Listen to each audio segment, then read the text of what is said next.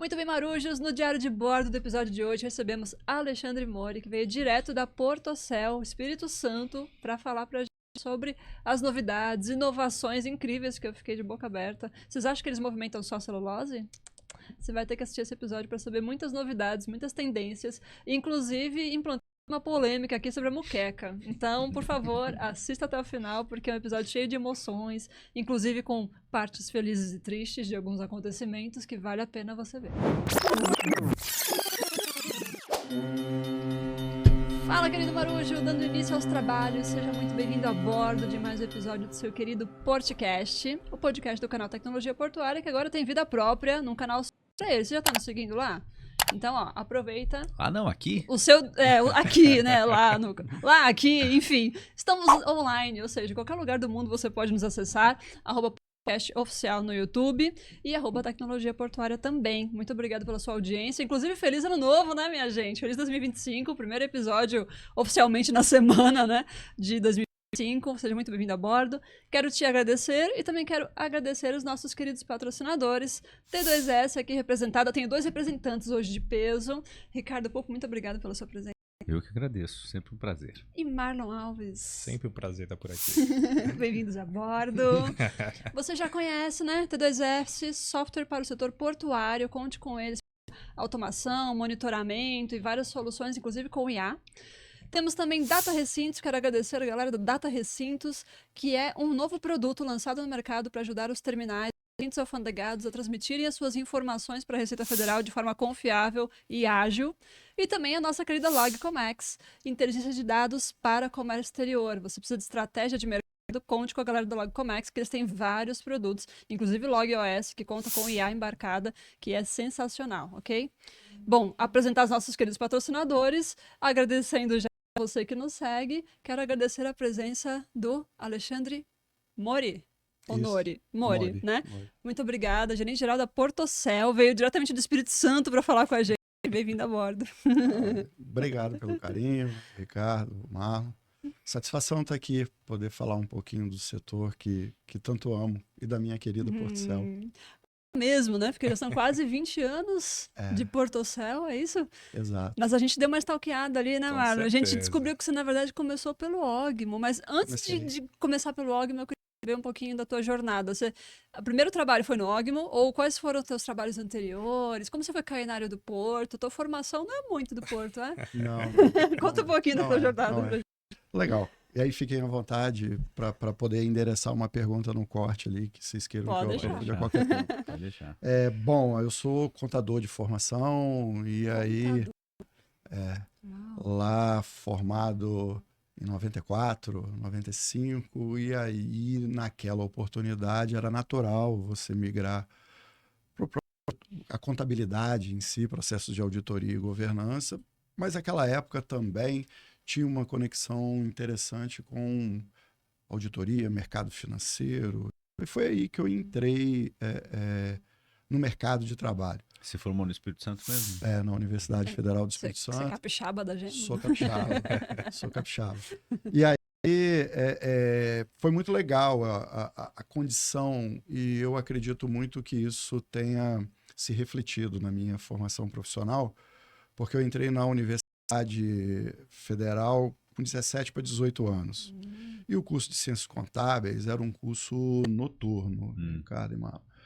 E aí você imagina assim, e aí meu pai e mãe, meus queridos, sempre falaram, meu filho, eu acho que era muito da época também, terminou a escola, aí, porque agora está na hora de começar a trabalhar. Se virar, né? Já fiz 18. E da onde que surgiu a ideia de ciências contábeis? Porque é da família já contador, Eu né? digo, eu sou de uma época em que a gente discutia e lutava com a inflação, né? Então, muito se falava de economia e etc. E eu tinha esse desejo. Talvez o combinado de alguma coisa nessa área com o desejo de iniciar, trabalhar e etc., tenha me levado para ciências contábeis, porque era possível compatibilizar, né? Por conta de ser um curso noturno. E aí, quando eu lá cheguei, foi já um primeiro choque, tendo em vista etária das próprias pessoas e a maturidade das que estavam lá. Que eram mais velhas. Né? Bem mais velhas, já trabalhando. Sim. Então, aí isso impulsionou ainda mais uma condição de entrada para o mercado. Hoje, eu diria que eu não recomendaria alguém tão novo já fazer essa entrada no mercado de trabalho, porque eu acho que tem uma etapa da universidade que acaba sendo comprometida a dedicação e esforço se você, por opção, fizer as duas coisas, né? Mas foi assim. Então, logo na sequência, eu comecei a trabalhar e entrei numa empresa de comércio exterior. À época, o Espírito Santo vivia um boom de importação de carros, né? Aí já indo 92, 93, e foi aí que eu entrei. Quando liberou o mercado, né? O Collor abriu, né? Exato. E aí entrei numa grande trade, capixaba, e aí, a partir dali, com o mercado financeiro, né? A área financeira, depois essa empresa cresceu e se fundiu com uma em São Paulo, e aí veio para São Paulo. E aí, naquela oportunidade, já namorava com a minha atual esposa, Ângela, o amor da minha vida, que namoramos 11 anos e ano que vem eu faço 25 anos de casado. Uau! E aí, na oportunidade, o primeiro, vamos dizer assim, necessidade de decisão pessoal e profissional, porque a empresa migrou para São Paulo. E aí a migração, como é que fazia, né? Eu me lembro bem da gente se programando para casar e fizemos uma escolha de eu vir para São Paulo para poder enveredar e tentar se desenvolver profissionalmente. Porque a gente sempre acabou fazendo projeto de vidas conjunto, né? E aí eu vim para São Paulo. Vim para São Paulo 94, 95. E ela ficou? Ficou. E aí aquele bate-volta e de vinda, chegou um determinado momento em que a gente precisou fazer uma escolha, né? E a escolha foi, a gente vai se casar em 5 de fevereiro de 2000, e aí isso era mais ou menos em 99, junho. E aí ela veio em São Paulo, você vai... aí eu falei, eu vou procurar emprego no Espírito Santo e você... Ela já vinha tentando uma recolocação, mas independente do que acontecesse, ou ela viria para cá, e se eu encontrasse um emprego, eu iria para lá. E começou a disputa, quem achasse primeiro... Quem achar primeiro, o outro se muda. Não, eu digo que eu queria muito, e era interessante a época, porque a experiência de um trabalho em São Paulo fazia com que você tivesse uma visibilidade diferenciada. E aí o que aconteceu é que essa visibilidade surgiu, apareceu, eu fui contratado para entrar no Ogmo. Caramba. E aí voltou para o Espírito Santo. Voltei para o Espírito Santo em setembro de 99, e aí em 5 de fevereiro de 2000 nós casamos. O Ogmo, naquela época, buscava, até mesmo pela própria estrutura do complexo portuário capixaba, que é praticamente a mesma hoje, atualmente, são grandes empresas dentro do modelo que a lei propiciava à época dos terminais de uso privativo, né, que hoje viraram terminais de uso privado, mas era o quê? Terminais numa conexão logística, né, dentro de uma cadeia de escoamento de carga. Então, as grandes empresas tinham os seus portos e utilizavam a mão de obra avulsa. Então, tentavam e buscavam levar para o Ogmo um modelo de governança que era adotado nos seus negócios. E o Ogmo de lá, deve, assim como daqui, é uma complexidade do caramba, né? Contábil. E aí eu fui convidado para ir para lá. Para tentar organizar aquele negócio. Implementar. E era tudo contábil, desde a primeira empresa, ou você já foi direto para a operação? Não, lá no Ogmo era uma posição controladoria gerencial. Mas a empresa anterior? Finanças total. Auditoria, controladoria. Não imaginava Porto. Eu fico olhando a época, até mesmo a estrutura e o ambiente de trabalho, era as brincadeiras que hoje fazem, né? Talvez eu faria Lima ali e tal, né? Aquele negócio ali na Juscelino, um negócio legal, cara, um ambiente fantástico. Uma história muito massa. Foi muito legal profissionalmente o tempo que eu vivi aqui. E aí caí no Ogmo, né? Aí, quando lá cheguei, havia muita dificuldade. Assim, Dinâmica de totalmente infra, diferente. de relacionamento. Mas havia um desejo enorme dos atores lá de fazer funcionar. E aquilo foi servindo como combustível para a gente tracionar. Me lembro bem que a época que lá cheguei, o desafio era que eu tinha que implementar a folha de pagamento e a escala eletrônica. Aí teve E a briga. gente conseguiu. A gente conseguiu. E foi muito legal. Até hoje tenho amigos e colegas que a gente junto conseguiu fazer isso lá. E aí o órgão do Espírito Santo acabou não só pelo sucesso da implementação no Espírito Santo, mas também pela visibilidade que trouxe para os outros, né? Sendo reconhecido durante muito tempo como um órgão excelente nas atribuições que lhe foi dado pelo marco regulatório. E aí isso trouxe visibilidade também para mim, né? Então aí em 2005 eu fui convidado, a Portocel tinha uma cadeira na diretoria, um colaborador, né? um empregado da Portocel tinha uma cadeira na diretoria do órgão, e aí através, eu acho que do trabalho realizado, eu recebi um convite para ir para a Portocel. E lá foi em 2005. E aí fazendo um pouco, dando um passo atrás, porque aí no OGMA a estrutura era bem organizada, mas a estrutura era limitada, porque uma das questões que a gente fazia, tentava e buscava, era ser eficiente, não trazer ônus, né, para executar as tarefas que nos eram atribuídas. E aí Você lembra mais ou menos quantos funcionários? no OGMA 42, 43. E rodava, e já tinha escala eletrônica, né, rodando turno, e tinha o administrativo, financeiro e controladoria.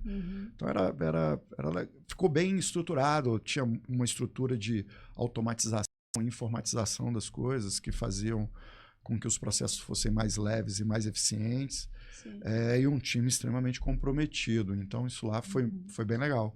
E aí eu acabei fazendo um movimento de entrada na Portocel à época, numa posição, eu me lembro bem, analista econômico financeiro.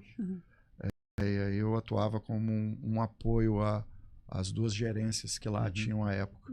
Uma estrutura também bem compacta, com um mandato claro, excelência operacional e baixo custo, porque era um elo na cadeia do setor florestal, dos acionistas das empresas de celulose. Poucos contratos tinham, era predominantemente o acionista, que tinha carga e usava o porto, né? Então, cheguei lá em Portocel em 2005, e aí é interessante falar que na minha carreira eu sempre tentei fazer planejamentos de 5 anos, assim, né? E aí quando eu entrei na Portocel, já com 33, eu falava assim, alguma coisa tem que acontecer para eu poder crescer profissionalmente, porque eu pensava à época, né? Já estou ficando velho, e aí precisa acontecer alguma coisa. Já estava casado com a Elisângela, a gente com muitos planos, e profissionalmente queria que as coisas acontecessem. Foi interessante ver hoje, quando eu olho para trás e tenho a oportunidade de relembrar contando essa história, foi praticamente de 5 em 5 anos. Então, em 5 anos, eu vamos dizer assim, voltei um pouco àquela área em que iniciei minha formação. Fui coordenador de finanças e controladoria lá da Portocel. Depois, aproximadamente 2, 3 anos depois, um gerente administrativo. Aí, o bem que faz a gente ter pessoas na nossa carreira profissional que vão nos guiando, nos orientando, e eu sou feliz de dizer que tive isso, tive a oportunidade de ter isso. E aí que hoje chamam de mentores, né? Eu tive a sorte de ter, até hoje ainda está comigo, me acompanha, vamos assim dizer, o Hélio Jacomim, um camarada, estou citando ele, mas posso também citar vários outros, mas é porque ele teve muito junto essa jornada. E aí eu me lembro bem, aí naquelas histórias de crescimento profissional, num determinado momento, para você chegar num dia numa posição de liderar esse porto, você precisa viver uma experiência de operação, você precisa sentir lá o que acontece, a locomotiva né? Aquilo que está tracionando. Tá bom. E aí, em Como assim? Te botaram na área e se vira? Não, muito pelo contrário. A Portcel sempre teve uma sustentação operacional forte, porque foi uma vocação, sempre foi muito boa operacionalmente. De forma que quando aceitei o desafio, Ellen, de sair da gerência administrativa para ir para a gerência de operações, encontrei lá, fui muito bem acolhido, né? E tive muito apoio das pessoas, até mesmo para poder aprender. E aí sempre também me coloquei numa condição de que eu estava para ajudar do que efetivamente querer. Né? Não dava. E aí me tornei gerente de operações. Poxa, foi um momento muito legal. Diferente, imagino, muito, né? Muito. Aprendi muito. E aí, num determinado momento, se eu pegar quando gerente administrativo até gerente de operações, se eu somar os dois... 5 anos. 5 anos. Aí, em 2019, alcancei a posição que eu estou hoje. Gerente geral. Lá o cargo, a nomenclatura é essa, mas é o head do negócio. Sim. Me reporto a diretores, os diretores estão fora do dia a dia da Portcel, então hoje lá, com aquela rapaziada fantástica, lá de Barra do Riacho e aqui de Santos, a gente está tocando esse porto. Então, desde 2019, estou nessa posição. Legal. Até bem desafiador também, né? Porque bem na época pré-pandemia. Foi. Para vocês terem ideia do tamanho do desafio, eu conto um pouquinho dessa história da Portcel. Mas aí, assim, de 2019, aí só para fazer o fechamento do 5 em 5, eu falei, não, agora não dá mais para contar de 5 em 5, não. Tem que passar um pouquinho mais. Preciso. Desejo muito continuar crescendo profissionalmente, mas hoje o meu foco é que esse crescimento aconteça no crescimento de Portcel. Ah, legal. É para isso que nós lá estamos trabalhando. E aí você perguntou de Portcel, acho que vale ter um contexto, nasce em 78, dentro de uma estrutura que veio à época, né? A infraestrutura portuária, de uma maneira geral, era deficiente para poder promover o escoamento de toda essa industrialização que o país passava, na siderurgia, no minério e na celulose. E existe a oportunidade da criação dos terminais de uso privativo, desde que você tivesse carga própria, você poderia ter a concessão, surge a Portcel. Me recordo bem, Ellen, com um mandato claro. Você é baixo custo e excelência operacional. Então, tudo que você podia ter de sinergia... Fazer o máximo com o mínimo, né? E aí os próprios acionistas pegavam boa parte dos macroprocessos e até mesmo processos de áreas de apoio e tinha com eles para executar, de forma que a Portcel ficasse leve e eficiente. Leve sobre o aspecto de estrutura e custeio, e eficiente. Por isso até mesmo que eu falei que quando lá cheguei eram 2 gerências e uma estrutura bem enxuta, com um forte olhar operacional. Isso a Portcel vai crescendo ao longo do tempo, 96 o segundo berço, 2009 o terceiro, lá em Barra do Riacho, sempre conectado ao desenvolvimento das plantas de celulose do entorno. Então eu costumo dizer, à época a Portcel não pensava a sua estratégia, a estratégia estava no setor do negócio celulose, que já pensava a Portcel e fazia com que ela crescesse. Sim. Pelas mais variadas razões, isso mudou, começou a mudar a partir de 2013, 2014. Os grandes, vamos dizer assim, as regiões onde passou-se a se instalar as plantas de celulose não foi mais naquela região Espírito Santo e Bahia, como assim é hoje. Hoje a gente vê as plantas surgindo, né? No Norte e Nordeste, aqui São Paulo e Mato Grosso do Sul, né? Naturalmente vão escolher o Corredor Santos, ou então lá Itaqui, lá em cima. E aí o que acabou acontecendo? Eu costumo dizer que lá para nós o nosso castelo de crescimento, tentando fazer uma analogia aí, era de cartas.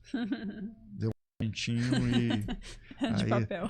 Aí não só o crescimento do negócio, como o crescimento profissional estaria comprometido, né?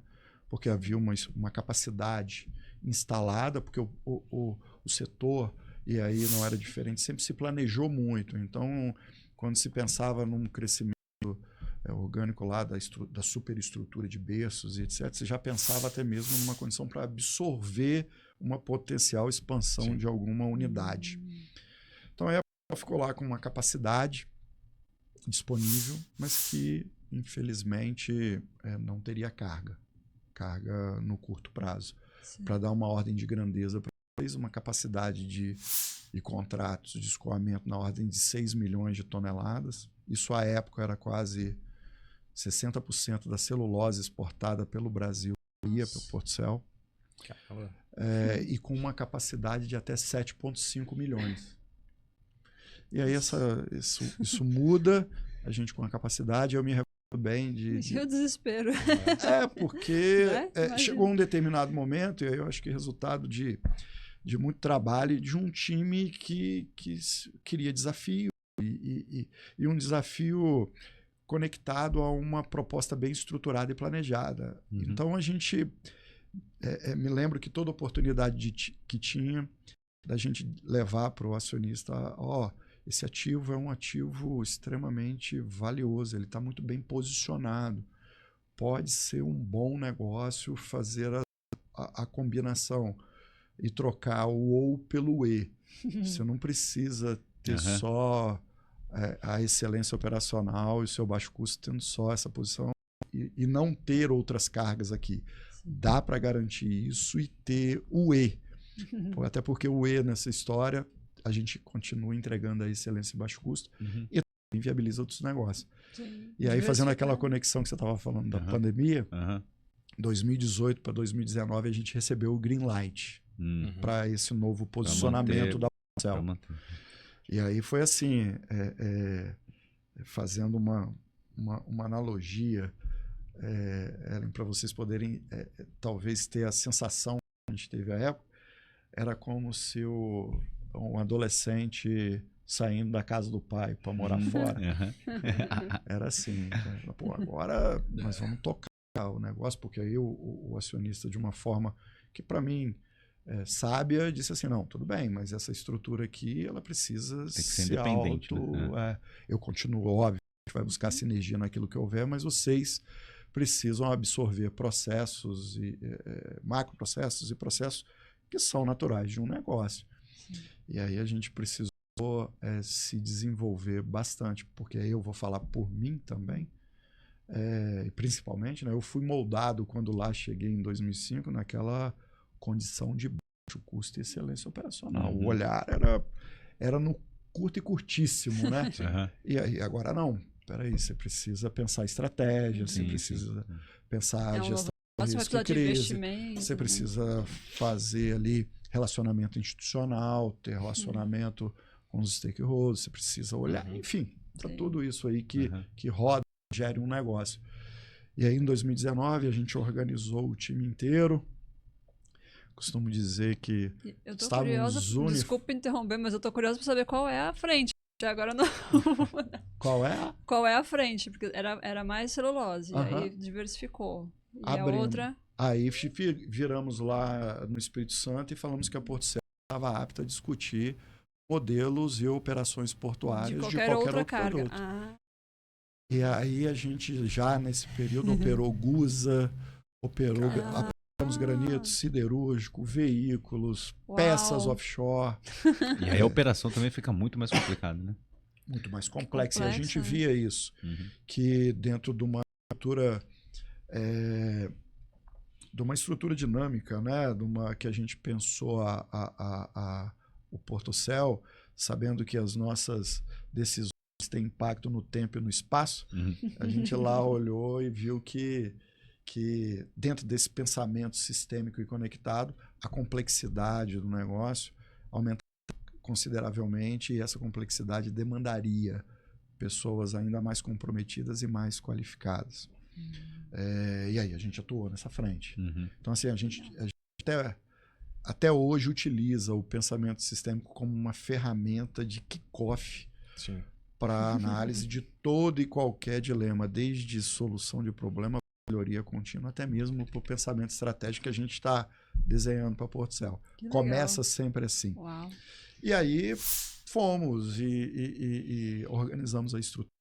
Isso tudo foi antes da pandemia. Foi. Aí veio a pandemia. Veio a pandemia. Aí, como foi a tua já adaptação? Porque você atrasado. saiu da área financeira para ir para operação, teve essa mudança de um terminal de celulose para um terminal multipropósito. Aham. De certa forma, não conhecia tanto a operação, né? Como que foi essa tua adaptação? Na operação? É, exato. Verdade. Eu, à época... Até esse momento eu sabia que container da hambúrguer não era de hambúrguer, os vermelhos. Foi mais fácil. Ainda, tinha container. eu costumo dizer que palavra tem poder, então em Portocel ainda não estamos operando container. Ah. Ainda. Ainda. Mas é assim, eu tive que tomar algumas decisões quando eu aceitei o desafio. Uma delas foi de que não dava para eu aprender algumas coisas que eu deveria ter aprendido há muito tempo atrás, né? Porque não fizeram parte do meu crescimento profissional. Sim. E aí talvez dedicar tempo para aprender isso Sim. poderia fazer com que a gente retardasse alguns Sim, projetos e implementasse lá. É Então mais fácil eu contar com tive alguém uma... que saiba, né? E aí em Portocel a gente tem uma crença de gestão nossa que é o diálogo aberto, e a gente dialogou abertamente e eu, de uma forma tranquila, coloquei as minhas dificuldades que teria na posição. Além das dificuldades, eu fiz algumas proposições de como eu enxergava a gestão da gerência operacional à época. E uma das primeiras coisas é eu precisar de um grupo, Sim. vamos dizer assim, Com expertise. multidisciplinar. Eu quero alguém que seja aquele meu conselheiro de dizer assim, eu já errei com isso, não vai não, porque não é por aí. Mas da mesma forma, outras pessoas novas na área, ou até mesmo novas na área e de idade, para ser essa alavanca de mudança, entendeu? Porque eu quando cheguei lá, talvez por ter um olhar de fora e um olhar de finanças, você tem aquele desejo de tudo medir, de tudo calcular, de tudo... Eu olhava e eu sentia essa necessidade, né? Então, eu tinha várias questões que eu gostaria de implementar e alterar, e isso viria também com um time que fosse questionador, porque também boa parte do time, se fosse só aquele time que já estava lá há muito tempo, já era de muito sucesso. Então, às vezes, a gente precisa mudar para quê? Já está dando certo, poxa. Né? Então, aí isso. Aí eu tive, felizmente, da própria Portocel a oportunidade de ter comigo essa estrutura que eu pedi. Sim. Legal. Facilitou muito o trabalho. E aí, a partir dali, tudo que eu pude aprender, eu busquei. Né? Sempre ouvindo muito, sempre, óbvio, buscando a literatura e trocando muito, busquei aprender.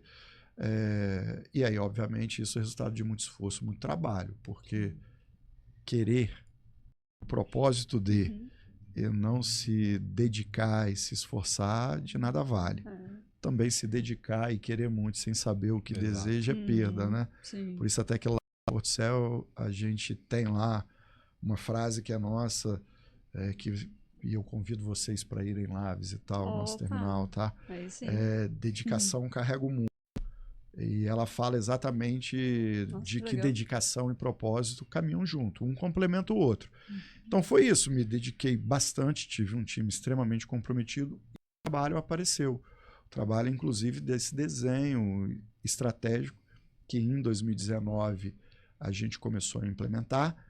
Em 25 fechou a primeira janela, né?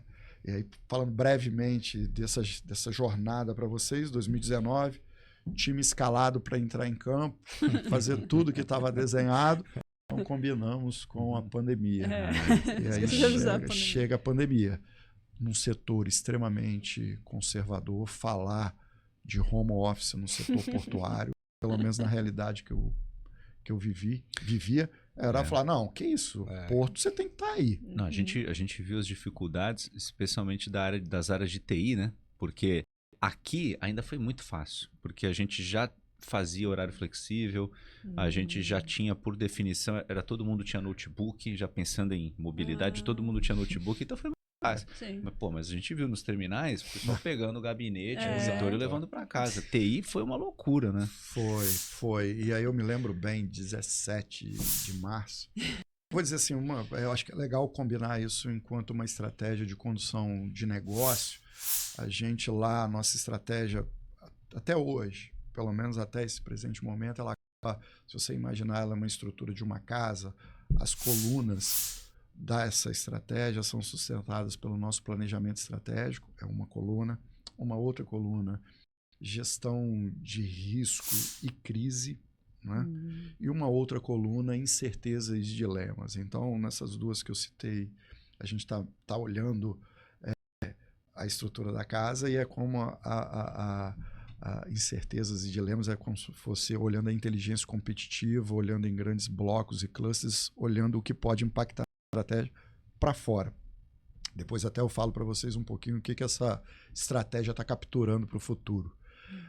E aí, a gente vinha com essa cultura de estabelecer uma boa governança de gestão de risco e crise. E eu falo que para o nosso modelo lá, foi o primeiro baque de um erro ou uma falha. Quando se começou a falar de Covid em pandemia, a gente ficou num comitê de pré-crise.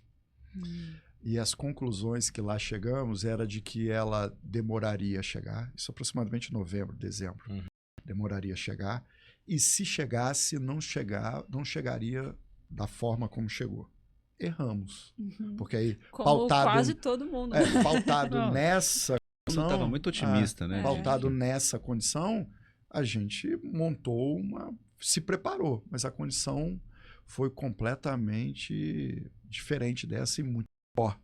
De forma que em março a gente teve que colocar o setor administrativo, porque o setor portuário ficou posicionado como atividade essencial, então a área operacional não parou, e aí um salve para aquele time de Portcel lá, que é surreal o que aquele pessoal fez lá. E aí o que aconteceu? Tivemos que colocar todo mundo do administrativo, e foi isso mesmo, Ricardo. Não tinha computador, não tinha mesa, cadeira na casa das pessoas, não tinha internet na casa das pessoas. Espaço. E o negócio não parou, né? Imagina uma família grande que tá todo mundo agora na mesa da cozinha, é por isso que eu, olhando para esse período e vendo o que Portcel conseguiu fazer enquanto negócio sustentado por esse time, é surreal. Eu acho que assim, é digno de, como vários outros, né? Mas aí eu estou falando da Portcel, é para o meu time lá, que eu acho que eu tenho que registrar essa gratidão. Por quê? Em casa, em condições longe das ideais, quem estava lá trabalhando preocupado com a sua integridade, né? Porque do ir e vir, e aí foi um período desafiador. E a gente dividiu isso lá em 3 grandes blocos e eixos, porque aí o comitê de crise incorporou de fato, a gente tinha reuniões diárias, sempre com pré-definida, em que a gente olhava os impactos para o negócio. E aí ele ficava basicamente não, ele ficava em 2 grandes sustentações, ele tinha 2 pilares lá, de potenciais danos: apagão de mão de obra e apagão de suprimentos. Né? Então a gente arrumou um mecanismo de tentar monitorar isso para poder se antecipar a esses potenciais apagões. Mas a primeira coisa que a gente atuou foi: quem vier para Portcel, os nossos colaboradores, os terceiros, enfim, todo o grupo lá, independentemente do modelo de contratação, né? Não bastava estar seguro, pautado no que as normas recomendavam atribuir.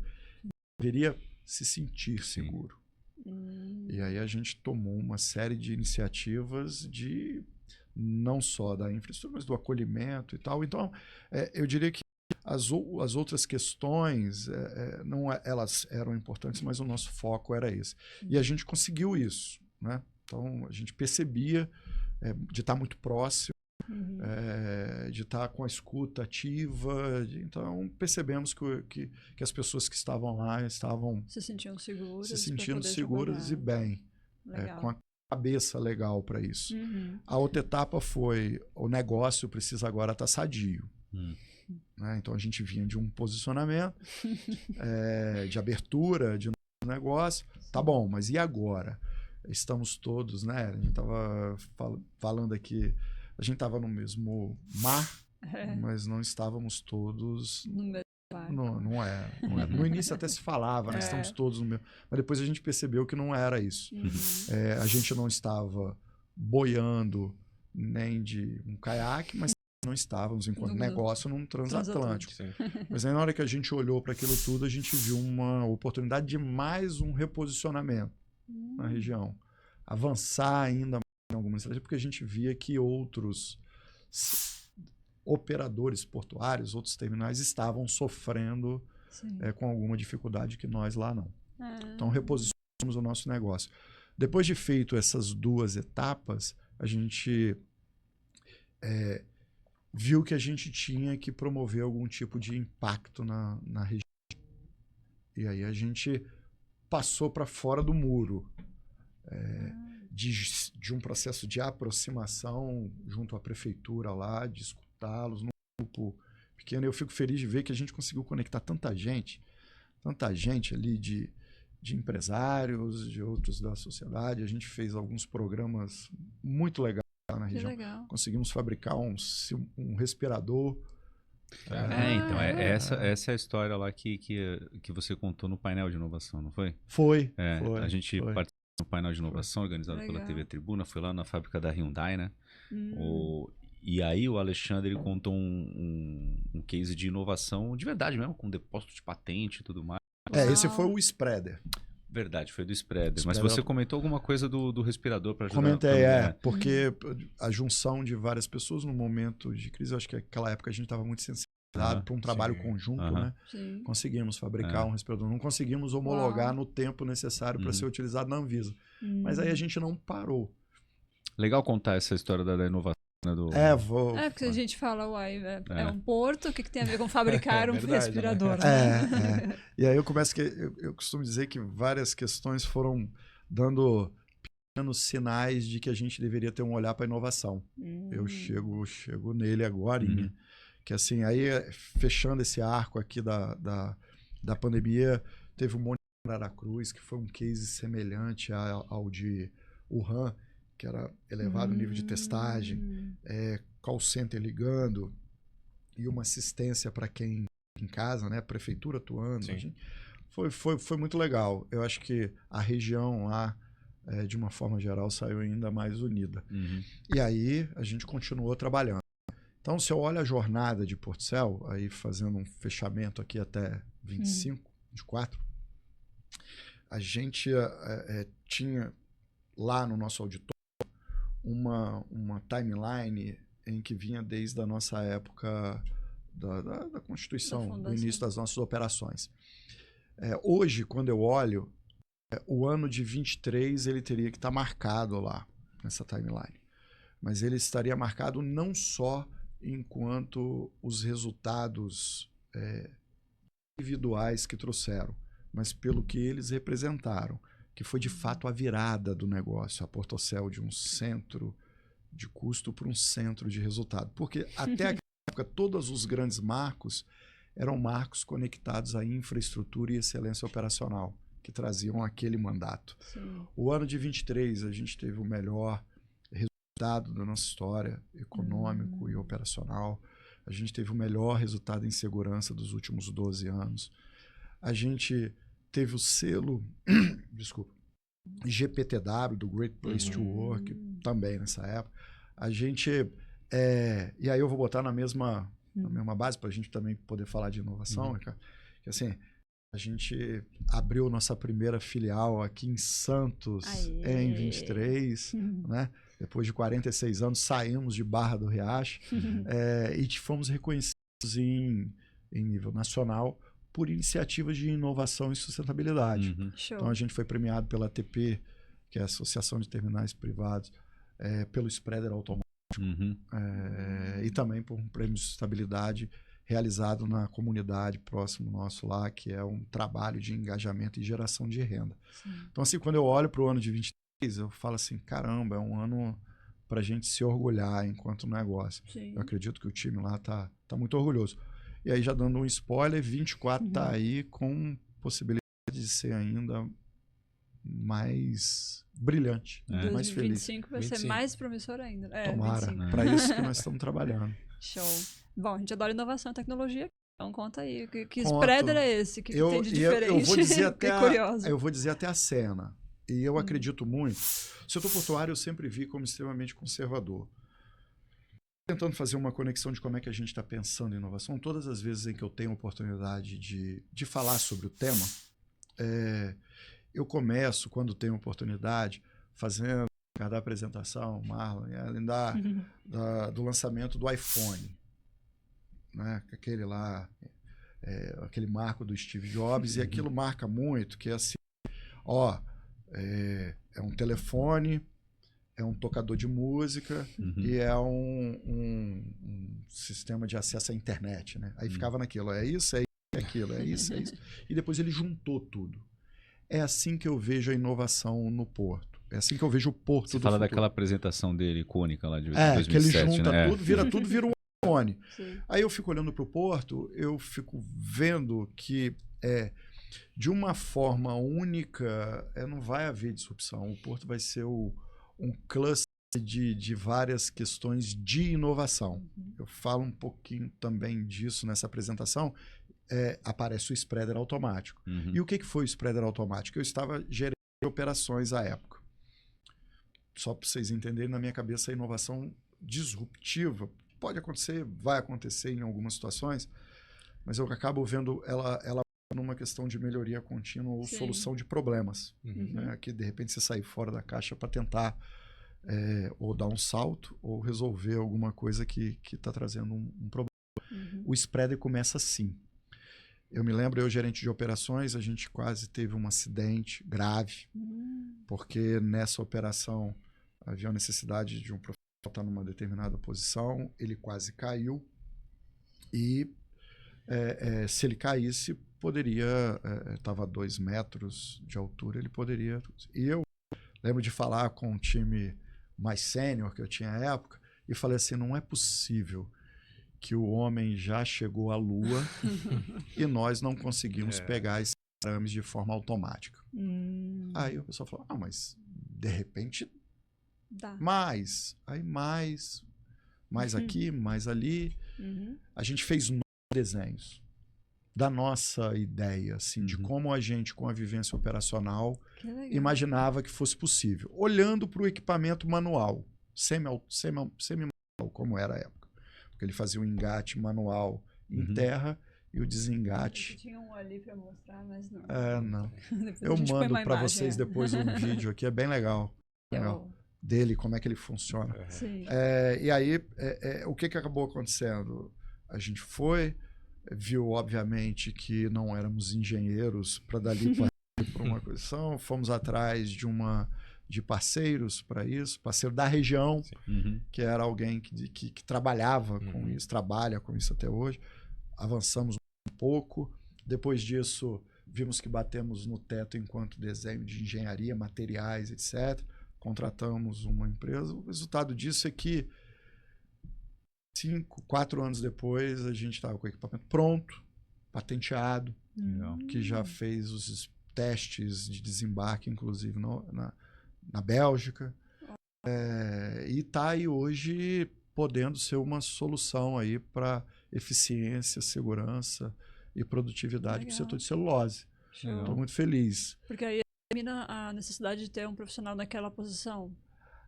Eu diria que lá em Portucel, quando a gente foi lá implementar, uma das primeiras discussões que a gente teve foi exatamente essa. Que eu acho que é muito do que se traz hoje com os processos de inovação. Né? A pessoa fala, mas e aí? E o trabalhador que lá está? Lá a gente teve uma conversa aberta de promover qualificação e hoje aquelas pessoas que estavam lá fazendo aquele engate manual, hoje são operadores de equipamento portuário, estão executando uma outra atividade. Então, assim, olhar no futuro... E uma atividade muito mais segura. Muito mais segura, melhor remunerada, porque é mais qualificada. E é dentro vamos dizer assim, dos cargos de uma atividade portuária, é uma né? Então, ele veio com essa questão e, como eu disse, naquele primeiro momento, a preocupação maior era de trazer segurança para as nossas operações. Obviamente, de uma forma marginal, ele traz solução para uma série de outras questões. Show. E aí a gente patenteou esse equipamento. E aí esse foi, eu acho que falou, gente, a gente pode fazer um monte de coisa. E aí, depois disso, fomos o primeiro porto na América Latina a implementar o calado dinâmico, né? Que é um sistema que monitora em real time a condição de água, a quantidade de água e comportamento do navio durante a navegação, de forma que você consegue otimizar processos de carregamento e também atracação e desatracação. Estamos lá com um veículo autônomo, fantástico, já em processo de homologação, já com uma rota desenhada. Como que é o negócio do calado dinâmico? O calado é do ponto de vista do navio, porque os navios são de vocês também, então vocês conseguem monitorar. Não. Como que funciona? Bom, para entender um pouco essa questão do calado dinâmico, acho que a gente precisa dizer que todo mundo tem a consciência de que a Lua traz efeitos sobre a maré, né? Então, a famosa tábua de maré, que trata esse efeito. Com o avançar dos sistemas de monitoramento que surgiram enquanto prever clima, impacto climático, olhando para uma gestão de risco, começou a se perceber que haviam outros fatores que estavam trazendo mais água para a costa. Onda, corrente, vento, etc. E aí, o que é o calado dinâmico? Ele considera esses fatores. Então, ele é preditivo. Entendi. Então, ele considera esses 3 fatores. Então, ele diz que vai ter mais água ou menos água na costa. Só enquanto uma ordem de grandeza para vocês verem a importância e o impacto que isso pode trazer para o nosso setor de uma forma geral, a costa capixaba ela tem, em média, 79 centímetros a mais de água do que tem a tábua de maré. A gente, com o calado dinâmico operando em um ano, a gente tem 3 berços de operação, ele me entregou de ganho de antecipação de manobras, até mesmo mais seguras, 1 mês de berço liberado. Quase 900 horas. Somando tudo. E aí, o que ele... então, ele, por si só, ele traz, mas, como você falou, tem a condição do navio. Cada navio vai ter um comportamento durante a coisa. E uma das etapas desse processo de implantação é monitorar ou mapear o comportamento desse navio durante as manobras de atracação e desatracação. E a gente fez todo esse mapeamento ainda na época da pandemia. Caramba, legal. A gente conseguiu fazer isso na época. E aí estamos lá com o calado dinâmico, o veículo autônomo, e aí agora a gente está também com um projeto piloto lá de uma visão computacional, que é levar a inteligência artificial para as câmeras para fazer todo o monitoramento de tempos, movimentos e uma série de outras questões relacionadas ao uso de EQPI e tal, fluxo e tal. Então, Alexandre, o que você está dizendo então em relação à inovação portuária? E aí por isso que eu fiz aquela relação com o Steve Jobs e o iPhone. Para mim, essa cesta de processos de inovação, que boa parte delas podem ser implementadas para vários outros negócios no setor portuário, podem formar um grande e único ecossistema que vai aí sim mudar a forma como a gente faz gestão e operação portuária. É nisso que lá em Porto Cel a gente está acreditando. Eu fiquei fascinado que eu estava dando uma olhada no LinkedIn da Portocel, né? E aí foi quando eu descobri, porque na minha cabeça a Portocel era só celulose, né? Na minha ignorância. E aí quando eu vi, tinha lá uma matéria que dizia que, acho que 30%, se não me engano, das rochas ornamentais do Espírito Santo são exportadas da Portocel, né? E eu, nossa, até rocha, né? Então vai diversificando, e é a melhor coisa, né? Vai diversificando os produtos. Sim. O que mais de diferente você pegou nessa carreira, desde que começou a diversificar? Você falou... Ferro Gusa, né? Ferro Gusa. Tem as pedras. Rocha, né? O siderúrgico aumentou. Veículos, a gente fez uma operação de veículos em container flat. Então, bem interessante. A gente já tem um contrato para movimentação de fertilizante. Uau. E aí a gente começa a olhar para o e ver as oportunidades. Isso lá em Barra do Riacho. Sim. Aqui em Santos, a gente iniciou o contrato em junho. Estamos felizes demais. Chegamos ali com um mandato claro de garantir estabilidade para esse contrato, antes até mesmo de pensar em outras questões, Sim. né? Sim. Mas, obviamente, a gente está sonhando em crescer. Legal. Vamos dizer que no Brasil, onde tiver celulose, a gente está olhando e querendo estar. Estamos de olho. Uhum. E a celulose exportada pela Portocel, ela vai para onde, você sabe? Hoje, basicamente, se divide ali, né? Quase que na mesma proporção, mas vamos botar assim, 40% China, 33% ali, 30% Europa e os outros 30% Estados Unidos. A Portocel, preciso dizer, é uma sociedade anônima de capital fechado, tem 2 acionistas, a Suzano com 51%, a Cenibra com 49%, por cento da composição ali de ações, Sim. mas sempre trabalhando de forma conjunta e coesa, né? Sim. E levando uma governança para a Portocel ao longo desse tempo, que fez com que, inclusive, a gente fizesse as operações de cliente, de concorrentes, né? Sim. Porque estão lá desses volumes de celulose que está saindo lá. A gente exporta a Stora Enso. No passado, antes da fusão, né, era Fibria acionista, e a gente tinha Suzano como cliente. Então, é bem legal. Sim. E aí, hoje, o site está se aproximando aquela estrutura que lá está do seu limite, eu diria, operacional, né, de infraestrutura. E por essa razão que a gente está pensando no nosso porto por mais 10 anos. Assim como a gente fez em 2019, pensando em 2025, os nossos satélites captaram aí algumas oportunidades lá naquela região e também no Brasil. Portocel está... a gente está pensando um posicionamento em Barra do Riacho e no restante do Brasil. Que legal. Falando em percentual, hoje celulose é o que você efetiva mais a operação ou tem container? Não, a maior parte dos contratos que a gente tem já vem daquele histórico de celulose. Então, aproximadamente 6 milhões agora com o cliente que a gente trouxe, que é a LD Celulose. A gente vai para 6,5 milhões de celulose movimentada. Né? E aí, para completar os 7,2 milhões, que é a previsão para o próximo ano, aí você vai entrar com rocha, com siderúrgico. E se a gente olhar ali que o limite é 7,5, 8, a celulose naquela estrutura, ela vai ter sempre um peso grande. Sim. Se a gente falar de um processo de expansão, não. Aí a gente abre um leque para vários outros produtos. Mas vocês operam container também? Não, lá não. Nada. Lá não. Lá porque o porto sempre foi pensado para Carga não containerizada. Tem que mudar, né? Também, concreto, tudo, né? Não, eu digo que é muito mais a da infraestrutura em terra, que fará sentido num processo de crescimento e expansão. Sim. Então, por isso que um crescimento da região geográfico ali é importante. E o Ricardo perguntou, não me atentei, os navios como é que funciona? É fretamento? Eu sou o terminal, né? Quem está fretando navios são os exportadores. Sim. Eu sou... Aí eles contratam o armador. Exato.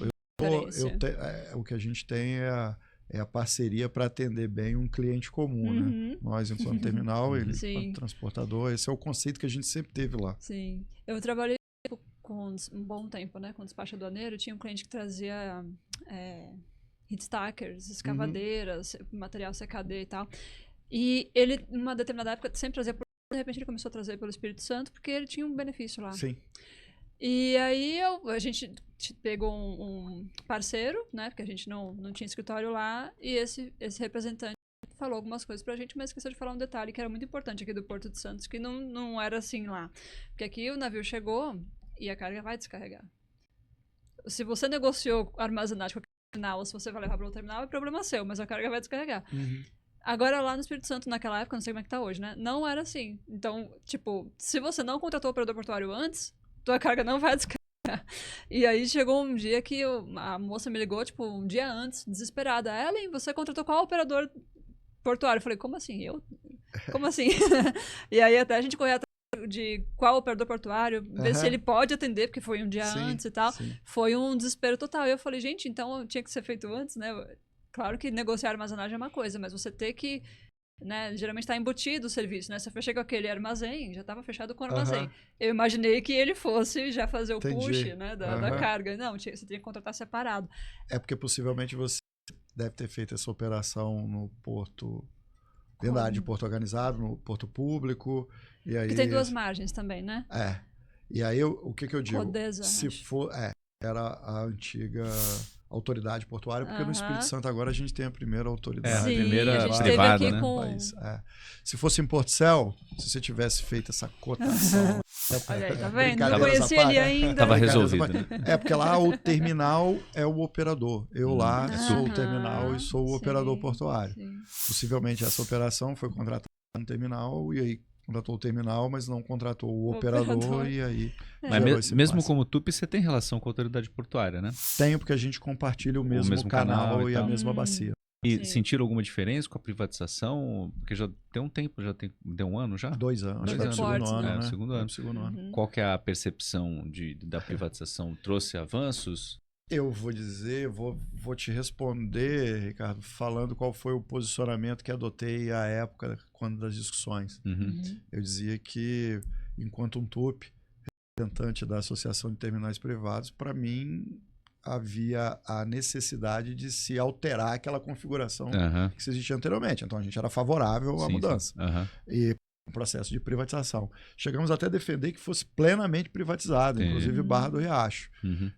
E aí se buscou um outro desenho. Né? Mas eu fico muito feliz de ver o trabalho que está sendo realizado lá pelo time da Vports. Obviamente, a questão do pioneirismo traz a necessidade de algumas adequações e talvez coisas que não tinham sido previstas anteriormente. Mas eu vejo como uma belíssima oportunidade. Eu vejo uma autoridade privada consegue ter um dinamismo e uma agilidade para a gente poder executar algumas coisas que se a gente não o faz, além de perder a oportunidade, a gente acaba virando gargalo. Né? Sim. Problema, né? Pro fluxo, né? A gente é meio, né? Porto não é fim, né? É meio. E eu fico olhando essas questões do investimento de uma forma geral. A gente, pelas mais variadas razões, a gente não tem feito isso de uma forma estruturada, planejada no Brasil como um todo. O que a gente acaba tendo são ilhas de excelência onde algum setor produtivo pensou previamente, por isso que eu falei aqui do agro, o negócio da celulose, sempre pensa a logística toda quando está pensando a planta. Se você não, você corre o risco de ter que trazer esse destaque ali no meio da coisa e ficar pelo caminho, né? Então eu sempre dizia assim, se a gente não atuar, a gente corre o risco de ter um apagão logístico. Hoje a gente está no Brasil, não é raro a gente ver algum tipo de dificuldade. O Espírito Santo lá mesmo cresceu um pouco a movimentação de café e rocha e viveu dificuldade. E o porto lá de Vitória e Vila Velha batendo recorde. Então você olha assim, caramba, tem uma demanda aí que na hora que ela vier, a capacidade instalada não vai dar conta. A gente convive bastante com a dificuldade aqui no Porto de Santos, né? Justamente pela falta de infraestrutura viária. Mas eu tenho uma opinião que eu falo assim, eu costumo falar sobre isso lá na Portcel, porque tá bom, a gente vai identificar e vai constatar um determinado tipo de dificuldade, mas a gente não pode só parar aí, né? É lógico. A gente precisa ser o agente para estar promovendo as discussões e até mesmo propostas para poder mudar cenário, né? Porque se a gente não o fizer, a gente fica à mercê aí e vai continuar reclamando. Né? É o mínimo, né? Se isso a gente não vê algum impacto no nosso negócio e aí daqui a pouco até vira a acabar. Né? Então eu fico... E aí lá no Espírito Santo é muito legal, porque tá todo mundo ciente de que a logística pode ser uma alavanca de desenvolvimento, né, para o Estado, de uma forma geral. Aqui em Santos, eu também acredito muito. Desde que aqui cheguei, eu preciso registrar que a gente foi super bem acolhido por todos, de uma forma assim, total. A gente, óbvio, ouvia muito falar, né? Mas eu acho que a gente assim, se permitiu se despedir de qualquer pré-impressão ou pré-conceito. Viemos aqui e eu preciso registrar para vocês. Tem sido legal demais. Uma das coisas que a gente fez enquanto funcionamento lá no início foi vir aqui se apresentar, né? Falar da Portocel e tal, entender.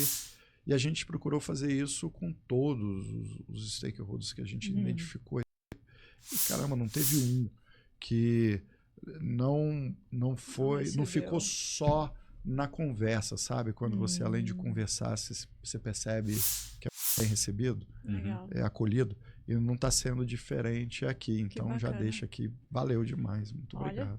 Ale, a gente tem que ir para o encerramento. Nosso tempo esgotando. Falei com vocês que eu falo. Mas eu queria... Não, imagina, a gente gosta assim, né? Bom demais. Mas eu queria saber, tá tudo muito lindo na tua história. Não teve nenhum perrengue, não teve nenhum momento de sei lá, medo, superação, tirando a parte do quase acidente, né, do rapaz, mas teve algum momento que foi marcante, assim, na tua história, na tua trajetória? Teve. Consegue compartilhar? Eu vivi uma experiência que eu acordo todo dia para não precisar vivê-la novamente. Nossa. É desse jeito. Gerente de operações em Portugal, numa determinado momento e numa determinada operação portuária, foram a óbito 3 colegas, trabalhadores lá, estivadores a bordo. Foi uma das piores experiências que eu vivi na minha vida. Na mesma situação? Deles numa operação de desembarque de madeira. Teve uma condição de perda de oxigênio lá no local, e aí eles tiveram acesso àquele local e foram... Então, assim, foi muito desafiador. A gente precisou ter muita resiliência, muita sabedoria, muito acolhimento, muito diálogo, muita empatia para sair desse processo mais forte. Então, assim, hoje, por não querer viver isso de forma alguma, não ter que conversar com ninguém, com uma família que teve uma pessoa que acessou no terminal e pôde ir embora, a gente está respirando segurança, está falando muito disso, está deixando aquilo que pode ser melhorado, demonstrado para em conjunto buscar a solução, num determinado momento podendo até divergir de alguma forma, mas ao final sempre buscando convergência. Então, assim, não foi tudo... flores, né? Não foi, não. Sempre tem, né? Tem algumas coisas lá. Teve muita... Aí, falando assim, depois que a gente fala de uma dessa, tudo é mais leve. E aí, as outras teve muita discussão, muita briga, muita cara emborrada de um pro outro. Mas no final eu acho que valeu a pena. Tem, né? Faz parte da evolução, né? Uma discussãozinha. Tá bom. Então, justamente para quebrar esse clima, a gente vai para a última pergunta, que é de cunho pessoal. A gente quer saber quem é o Alexandre de Bermuda e Chinelo. Caramba. Ele fala, nem uso bermuda e chinelo, sempre de terno. Não, tá louco. Não. De bermuda e chinelo. Quais são os seus hobbies que você gosta de fazer nas vagas? Eu sou muito caseiro. Né? A minha esposa, Elisângela, fala que eu sou meio metódico, meio nerdzinho, meio tecnológico. Então, assim, a inovação. Eu gosto. Então, assim, até mesmo por conta da condição profissional, que às vezes demanda você tá ausente, eu acabo sendo muito... Tá em casa. Eu e ela não temos filhos, mas temos os nossos queridos pets de 4 patas, que a gente ama. E aí o desejo é estar sempre em casa. E aí, em casa, ou na casa da minha família, né, com meu irmão e com meu pai, minha querida mãezinha nos deixou em 23. Tá junto. Então, de chinelo lá, tentando estar junto num domingão. Pipoca, Netflix. Tomou uma cervejinha para descontrair. Também não somos de ferro. Eu brinco que aí uma colega nossa lá até fala, poxa, a vida já não tá fácil para quem Imagina se não beber. Brincadeiras à parte, não... Dá anestesiada. Mas é um momento de descontração, de tomar, eu acho que é de conversar, estar junto. Pois aí normalmente é o sábado e o domingo. Eu vou fazer uma pergunta polêmica. É verdade que a moqueca do Espírito Santo é a melhor do Brasil? Nossa, eu vou fazer um comentário, responder sua pergunta, talvez gerando uma das maiores polêmicas aqui do canal. Opa! E dependendo de onde isso for, pode gerar cancelamento. Comentários a gente agradece, não é cancelamento não. Mas é porque lá a gente capixaba costuma dizer assim, que muqueca você não precisa falar que é capixaba. A baiana que tem que falar que é baiana. Porque lá a gente brinca que as outras são pechadas. Mas não, são todas muito boas. O modelo, a forma de como são preparadas são diferentes. Né? Sim. Mas todas são muito gostosas, mas a muqueca lá é muito boa mesmo.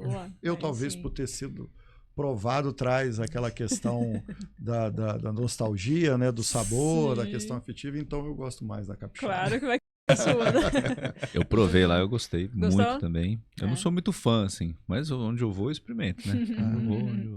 Aí eu fui lá e experimentei. Não vou nem te colocar em saia curta. Não perguntar. Se é melhor? Eu achei melhor.